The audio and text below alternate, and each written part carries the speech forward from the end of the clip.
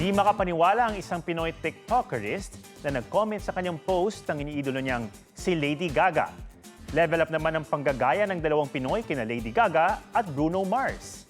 Kusuhan na yan sa report ni Ian Cruz.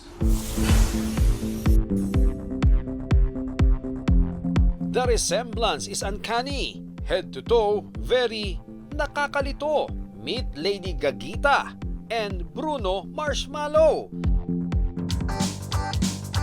Mga budget meal version ni na Lady Gaga at Bruno Mars. Effort ang panggagaya.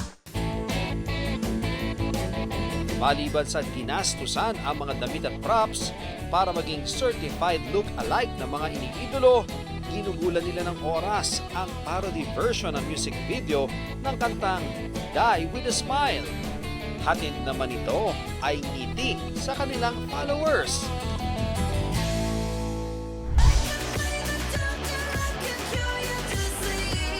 Ingay! Stream niyo yung Who disease! is this another diva?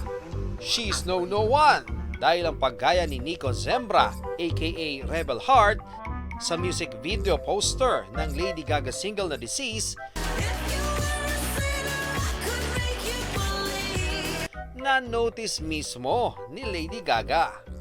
Ito ang talagang Die With A Smile moment. Siyempre, nung una, hindi ako mapakali kasi wala pa akong tulog. And also, naiyak ako kasi siyempre as a queer kid na lumaki sa music ni Gaga, iba pa rin yung feeling na mapansin ka. Mga aso pa dito nagpapakawala naman. Ian Cruz nagbabalita para sa GMA Integrated News. Huwag magpahuli sa mga balitang dapat niyong malaman. Mag-subscribe na sa GMA Integrated News sa YouTube.